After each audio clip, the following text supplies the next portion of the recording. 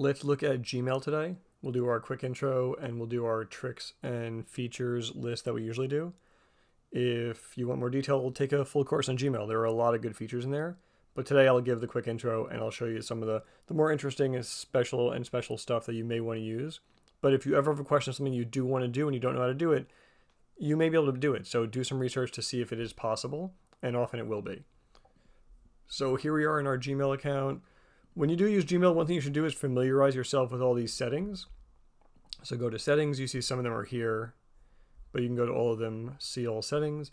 And Google does change features and move things around sometimes, so you'll notice things changing, and that's obviously not a big deal, it happens. But some features you see now may be gone, some new features may be here that weren't here, so just keep that in mind. So one thing when you start using Gmail, and even now to refresh yourself or just to get a better understanding of it, go through each one of these and look at what's possible in Gmail.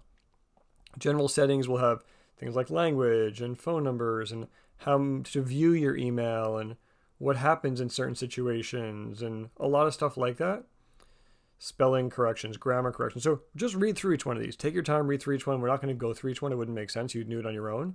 But look at each one of these, play with them, turn them on and off, see what happens.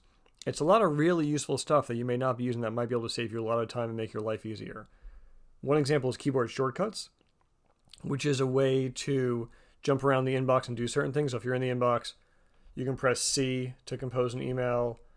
If you're in an email, you can press J to go down through to the next one and K to go up. You can press U to go back to the inbox. So there's a lot of little shortcuts in there, and I'm sure there's a Gmail shortcuts. So there you go. There's the Gmail shortcuts. I'll put that into the course notes as usual, so you can go and look at those there. But there's always that, so you may want to turn those on. Those are in settings general. You'll see the shortcuts in there. Command F to find. Let's find it. There it is. So you can see mine are on. And a lot of other stuff. So play around with it. You can have signatures at the bottom of your email, which a lot of people do, vacation responders. So lots of cool stuff. Keep clicking through. You can label your emails. You can set up your inbox in different ways. So for mine, often I will have right here, see starred drafts and to do. So if I star one of these, it will then show up here in a second because these are just 3 sub filters from the inbox. So these are all my emails, but right here is, and it's taking a second, but let's see. Let me refresh it so it happens a little faster. There it is. So now you'll see it's there. If I do compose and I do a test draft, and then I X out of this, that would show up under drafts in a second. So I'd have starred. You can see you can collapse it and open it up, and drafts will be there in a minute. So back to the settings, so you can arrange your inboxes however you want. I like to do the multiple inboxes where you can see those on the side, but there's other ways to do it.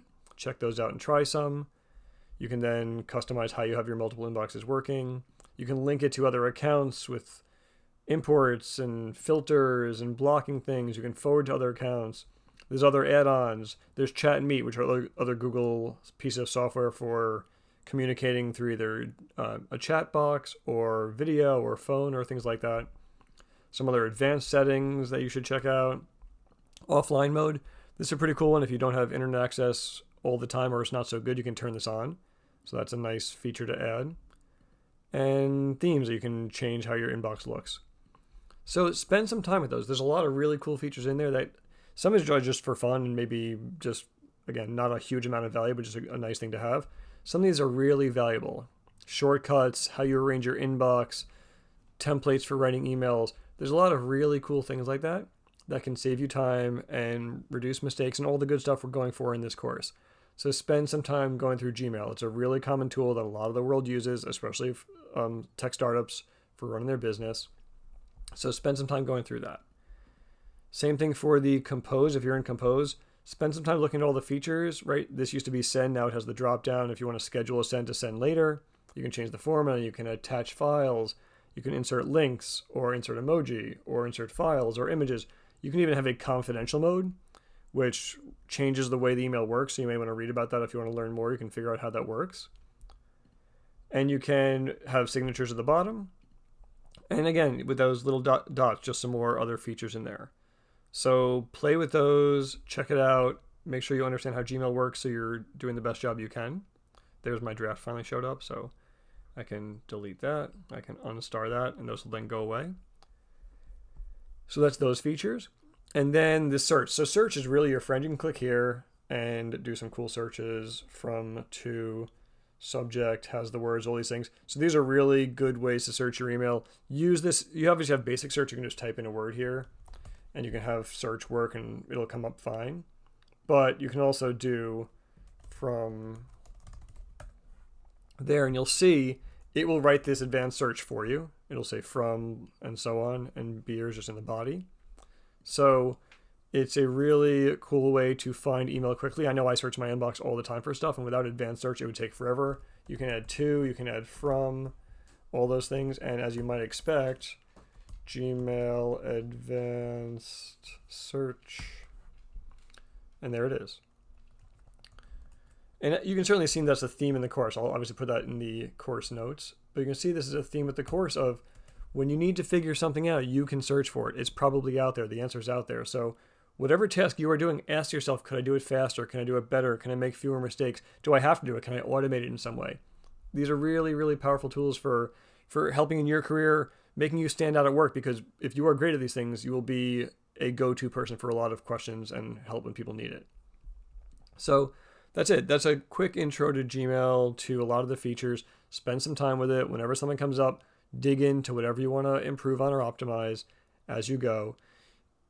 Again, you can always take these like full Gmail courses. I'm not sure they're really worth the time. I think that's why I made this course, because I couldn't find one that was a rough introduction to how a lot of the stuff works, to give you a good idea of some of the tricks and some of the special features, but also just a general introduction.